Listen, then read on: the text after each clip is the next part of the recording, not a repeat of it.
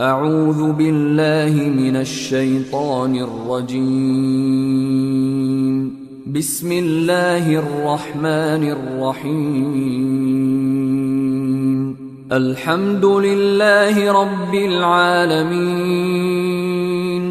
الرحمن الرحيم مالك يوم الدين إياك نعبد وإياك نستعين اهدنا الصراط المستقيم صراط الذين أنعمت عليهم غير المغضوب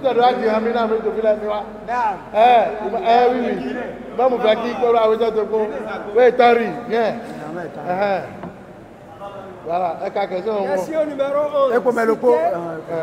Citez 5 parmi les anges de Dieu et leur rôle respectif.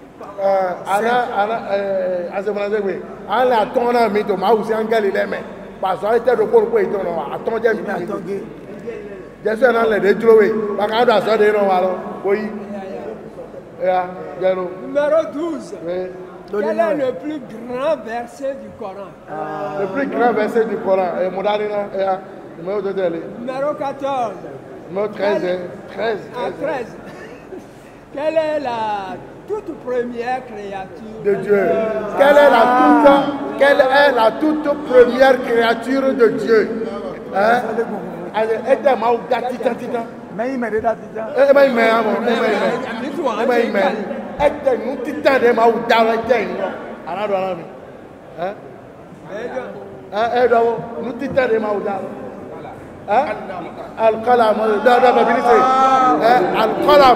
Nous dit-elle, la toute première créature de Dieu est quoi? Est la plume. La plume, le pic. Ce qui veut dire que l'écriture est importante. Si vous n'êtes pas capable d'écrire quelque chose, il faut pouvoir quand même lire ce que les autres ont écrit. Il est très important. La plume, le pic. C'est ça la première créature de Dieu. Imam, merci. Merci. Monsieur Badarou Gafari. Le plus grand verset du Coran, c'est quoi? Ouais. Surah al-Fatiha. Là, c'est Surah.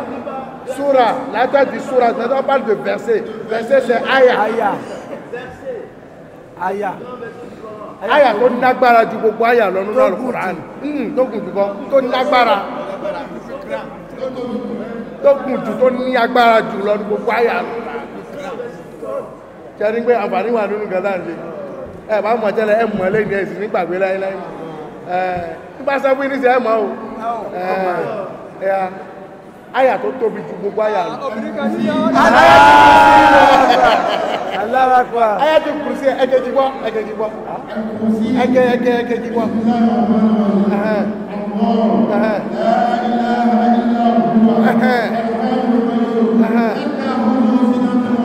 Amen. Amen. Amen.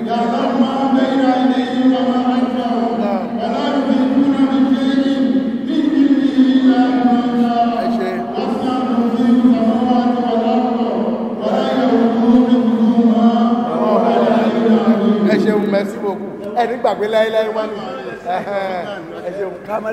Maleka ton, elle a mis. Quand on a sorti le pot, Malakuru mo na woro yin neno yin Azrail mo e wo me ni ma fi di glo mo e a titane awetalo Jibril wala do we sagule ba yawi ato Nakir wa Munkar to yodo me Nakir wa Munkar yele no ka hobia o ti ole to yodo me e ba ya don ene dolo Mikaila wona wa jikun si azo merci e gorogo ba ya don ene na ale Israel wole Jibril wole Nakir wa Munkar wole Munkar e gorogo aton mi do mo sallallahu alaihi malaika de pa jana alijana lo Où est Ridwan? D'abord c'est Ridwan. Où est Pajana Alijana? Où est Rwanda? Merci. Voilà.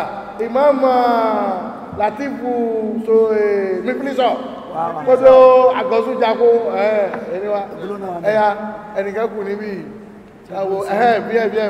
Bien. Voilà. Merci. Je vais t'arrêter le coup.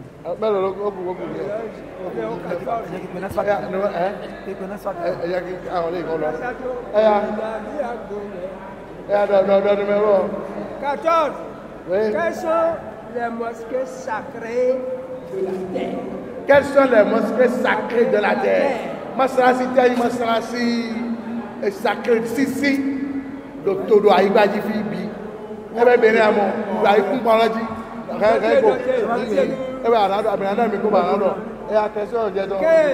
quel est le prophète de Dieu qui n'est pas encore mort? Ma aussi, moi, ça, moi, Nabi, de Debo, Kaka Djek, de Demo, et bien, Kotope. 16. Oui. Quel est le prophète de Dieu qui n'est jamais tombé malade et pourquoi? Quel est le prophète de Dieu qui n'est jamais tombé malade et pourquoi? Ça a alors, mais tu vois, Anabi de Demo Jason, et il m'a aussi Anabi Wessagoué. À moi, je vais Jason, il était où? Et à qui après? Et à parce que il y a Maka Tel Mukarrama, le Corée, Madina. Eh bien, Madina, Anabi c'est Masalasi. C'est ton Madina alors. Eh bien, Yahweh. Ah, elle fait Jambabé. Et attends là. Masjid Koudous. D'accord, les mosquées 7 de la terre sont 3. Il y a 3 mosquées qui sont sacrées sur la terre. La mosquée de la Mecque, qui est là où se trouve la Kaaba, et la mosquée du prophète Mohammed sallallahu alayhi wa sallam à Médine, et troisième maintenant, celle de Jérusalem en Palestine. Voilà les 3 mosquées. Bon d'accord, merci, mes frères. Merci. Imam, il y a une question de là.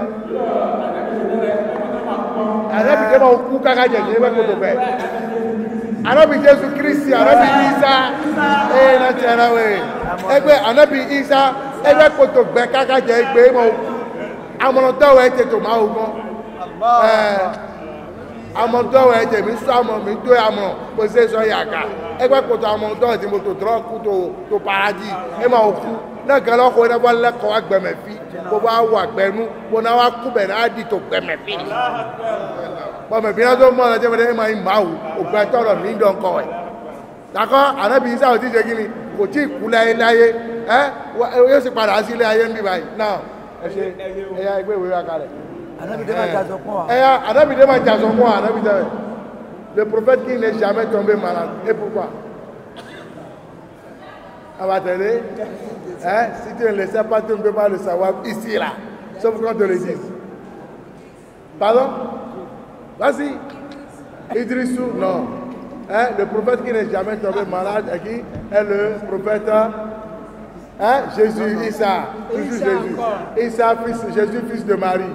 C'est lui qui n'est jamais tombé malade parmi tous les prophètes de Dieu. Pourquoi? Parce qu'il est doté du pouvoir divin de guérir toutes sortes de maladies. Donc ça ne servira plus à rien de le soumettre à une épreuve de maladie. C'est Jésus, Jésus fils de Marie, car il est doté d'un pouvoir divin, de pouvoir guérir toutes sortes de maladies. Donc ça n'aura plus de sens de le soumettre encore à une épreuve de maladie. Sachez qu'il a déjà le pouvoir. Il peut être éprouvé d'autres choses, mais pas maladie. D'accord? Merci. Donc on félicite au moins ton courage. Merci. Avec Alaja Bouchara. Alaja Bouchara. Alaja Bouchara. Bon. Alaja Alima. Il y a quelqu'un dans bon. Il y a tout. Ali Bouchara. Bouchara Alima. Il y a Egabo. Elle. Ali Manga. Évoquez Samira. Samira, ouais, mais lève-toi, Chanou. Samira, Chanou, lève-toi là. Jalal Manga. Quoi? C'est bien. Bon, voilà. Vous bougez. Bon. Allez-y. Question 17. Le Coran compte combien de sourates? Le Coran compte combien de sourates? Qui va prendre ça? Donnez ça à madame. Le Coran compte combien de sourates? Je vous ai vu lire le Coran tout à l'heure là. Oui, je ne sais pas vous. C'est là le Coran. Non, regardez ça. C'est là le Coran. Le Coran compte combien de sourates? Comment le dire, madame? Attendez, c'est pas vous. Deuxième question. Question numéro 18. Oui. Que représente le jour de lundi pour le prophète Mohammed? Donnez ça, ici. À bien point, donnez ça. Tó wúlò fún àwọn ọmọdámà torí ìrẹ́pọ̀ wà láàrin àwa pẹ̀lú ẹ̀ akérèmọ́tọ́tì ló jẹ́ fún igi ọ̀pẹ ibikíbi tá a bá gbé rí ká mọ̀ tọ́jú ẹ̀ ǹjẹ́ àkọ́kọ́ igi tọ́lọ́run dáná ní kíni igi ọ̀pẹ pàtó ń dìde kó ní ìjòkó náà Ibn Umar wá ń sọ fún bàbá ẹ̀ ń gbé ǹjẹ́ bàbá ǹjẹ́ mọ̀ pé pàtó àná bíi béèrè ọ̀rọ̀ náà mo ti fẹ́ fèsì mo fẹ́ sọ bẹ́ẹ̀ o mo ti fẹ́ dáhùn ẹ̀ bàbá náà ní dákẹ́ bó bá dijọ́ mi a máa ń sọ ni ó gbọ́dọ̀ tijú ń gbé bóyá ó sì wí àbó sì sọ al-mustahyi la yajidu al-ilm ẹni tí bá ń tijú ń gbé kóhun mọ́ ṣìṣe olóòrùn ní mọ̀ kankan tó bá ṣìṣe lẹ́nu òní ṣìṣe lọ́la lálàá fi ń gbéra wa dìde báyìí gbé kò sí ìfòyà mẹ́ ẹni tó rí sọ yóò gbà ẹni tó sì tún rí sọ òun náà tún gbẹ̀wọ̀n a fi ń fúnra wa ní akíngbé jẹ́ kíjọ́ tó bá béèrè nǹkan ń tó bá wá sẹ̀mí ẹ̀ sọ ó ṣe ṣe kó jẹ́ òótọ́ ọ̀rọ̀ náà àbá ayọ̀ǹdẹ wọn náà gbọ́ ọwọ́ apá wúri àtijọ́ náà madame quels sont les 10 compagnons du prophète Mohammed sallallahu alayhi wa sallam qui ont été certifiés de leur vivant d'entrer au paradis? Allez-y, prenez le micro. Donnez le. Aucune idée? On va t'aider. D'abord les quatre khalifes, les 4 successeurs du prophète, commençant par Abu Bakr. Au moins cite les 4. Le premier successeur, c'est qui? Aïe, aïe, aïe. Faut venir devant l'écran ici. Le premier successeur, c'est qui? Bon, c'est Abu Bakr. D'accord, il faut citer Abu Bakr. Après Abu Bakr, le deuxième, c'est qui? Omar. Après Omar, Othman. Après Othman, Ali. Au moins les 4, là, il faut retenir ça d'abord. Les 4 successeurs qu'on appelle les 4 khalifes après le prophète. Abu Bakr, Omar, Othman ou Ali. Il reste combien? Il reste 6. Et là, les 6 maintenant, vas-y. Bilal, ça aussi nous. Nous avons 6 là ici, oui. Qui a. Vas-y.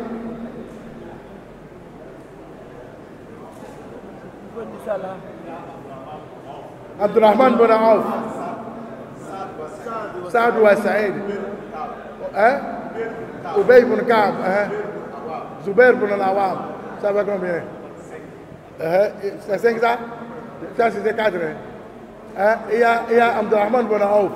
Tu as dit Saad wa Saïd. Et Ubay bin Ka'b. Ça va 4. Le 5e, Zubair bin al-Awwam. Il y a 6. Abu Ubaydata ibn al-Jarrah. Abu Ubaydata ibn al-Jarrah. Voilà les 6. Il faut reprendre. Oui. Zubair bin Ka'b, Ubay bin al-Awwam. Zubair bin al-Awwam. Saad wa Saïd. C'est Ubay bin Ka'b. Est-ce que c'est Ubay ou bien Talha? C'est Talha bin Abdullah. C'est Talha. Talha. Abu Ubaydata ibn al-Jarrah. Voilà les 10. Madame, il faut connaître ça. Les 10 premiers. On implore Dieu par leur grâce. Voilà. Venez. Au moins pour le grâce. Merci. Voilà. Maintenant. Oh, change le check. Bon, ici, qui le gars? Et puis, on va pas qu'on sort. Qui va pas qu'on sort? Abikachi Zikri. Kachi Zikri, dia kavida. Zikri, c'est du truc, président. Pareil, professeur. Hadja Bakim. C'est du médic.